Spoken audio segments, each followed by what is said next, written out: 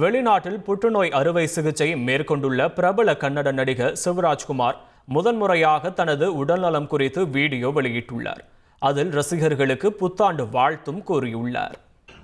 ಅಷ್ಟು ಎಲ್ಲ ಮಾಡೋಕ್ಕೆ ಒಂದು ದೊಡ್ಡ ಆಪರೇಷನ್ ಎಲ್ಲ ಅನ್ಕೊಂಡಿದ್ರೆ ಕಿಡ್ನಿ ಟ್ರಾನ್ಸ್ಪ್ಲಾಂಟ್ ಅದೆಲ್ಲ ಏನಿಲ್ಲ, ಸಿಂಪಲ್ ಯೂರಿನರಿ ಬ್ಲಾಡರ್ನ ತೆಗೆದಿದ್ದಾರೆ. ಹೊಸ ಬ್ಲಾಡರ್ ನನಗಿದೆ ಅಷ್ಟೇ. ಎಲ್ಲರೂ ಕನ್ಫ್ಯೂಸ್ ಮಾಡ್ಕೋಬೇಡಿ, ಇದೇ ನಡೆದಿರೋದು. ಯಾಕಂದ್ರೆ ನಾವು ಡೀಟೇಲ್ ಎಲ್ಲ ಹೇಳಕ್ಕೆ ಹೋದ್ರೆ ಎಲ್ಲರೂ ಗಾಬರಿ ಆಗ್ತಾರೆ ಅಂತ ಒಂದು ಭಯ ಅಷ್ಟೇ. ಗಾಬರಿ ನಮಗಿರಲಿ, ನಿಮ್ಗೆ ಸ್ವಲ್ಪ ತೆಳುವು ಮಾಡೋಣ ಅಂತಿದ್ದು, ಬಟ್ ನಮಗೆಲ್ಲ ಇದ್ರೂ ನೀವು ಜೊತೆಲಿದ್ರಿ ಅನ್ನೋದೇ ಒಂದು ದೊಡ್ಡ ಒಂದು ಭಾವನೆ.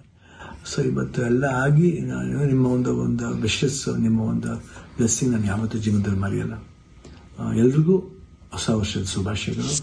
ಚೆನ್ನಾಗಲಿ. ನಾನು ತಿರ್ಗಾ ಹೊಸ ವರ್ಷದಲ್ಲಿ ಬರ್ತೀನಿ ಖಂಡಿತ. ಆ್ಯಂಡ್ ಅವ್ರು ಡಾಕ್ಟರ್ ಹೇಳಿದ್ದಾರೆ ಇನ್ನೊಂದು ಫಸ್ಟ್ ಒಂದು 1 ಮಂತ್ ಸ್ಲೋ ಆಗಿ ಹೋಗಿ, ಆಮೇಲೆ ಮಾರ್ಚ್ ಮೇಲೆ ಅಸೆಟಿಸ್ ನಿಮ್ಮ ಮಾಮೂಲಿ ನಿಮ್ದೇನಿದೆ ಚಾಳಿ ಬಿಚ್ಕೊಳ್ಳಿ ಅಂತ ಹೇಳಿದ್ದಾರೆ.